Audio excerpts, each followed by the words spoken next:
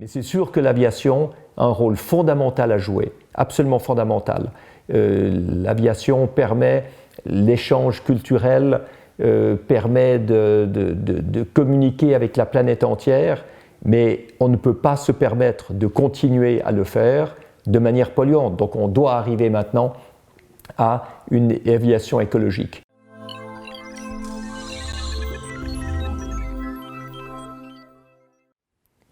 Jamais dans l'histoire de l'aviation, le rôle des ingénieurs aéronautiques, et en particulier ceux de l'IPSA, n'a été aussi important.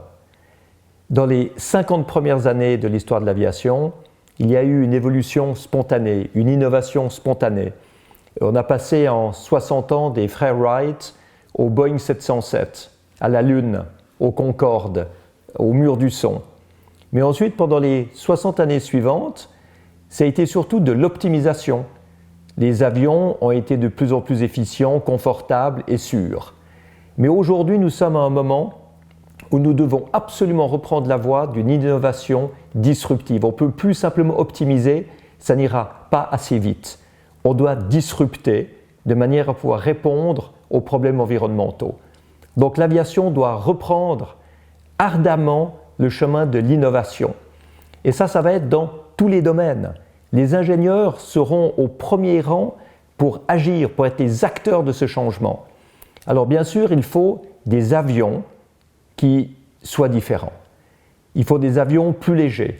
Il faut des meilleures performances aérodynamiques. Il faut des motorisations différentes. Peut-être que certains seront avec des batteries, d'autres seront avec des piles à combustible et de l'hydrogène, mais dans les deux cas, des moteurs électriques qui sont extrêmement efficients.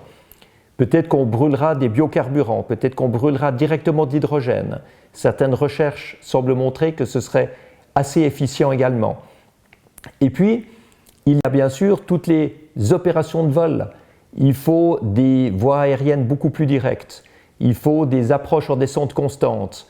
Il faut des opérations de sol qui soient extrêmement efficientes. C'est clair qu'il faut des chariots électriques pour amener les avions au seuil de piste.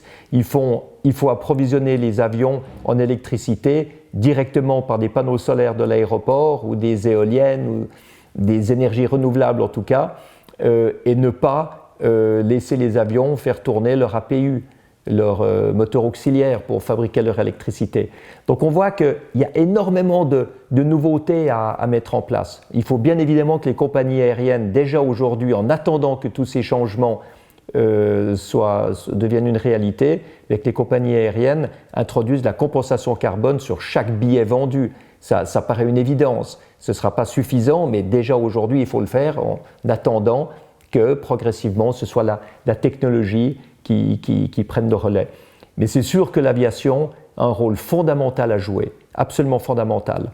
L'aviation permet l'échange culturel, permet de communiquer avec la planète entière, mais on ne peut pas se permettre de continuer à le faire de manière polluante. Donc on doit arriver maintenant à une aviation écologique.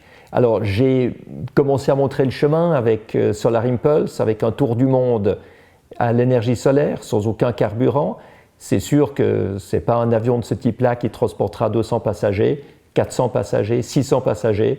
C'est l'avion que vous allez concevoir, que vous allez construire, qui pourra transporter des centaines de passagers de manière totalement propre, totalement efficiente. Alors, mettez-vous au travail le plus vite possible au niveau des ingénieurs. Bravo à l'IPSA pour le rôle qu'elle joue dans ce défi extraordinaire qui a déjà commencé maintenant et que nous allons relever tous ensemble. Bonne chance à tous.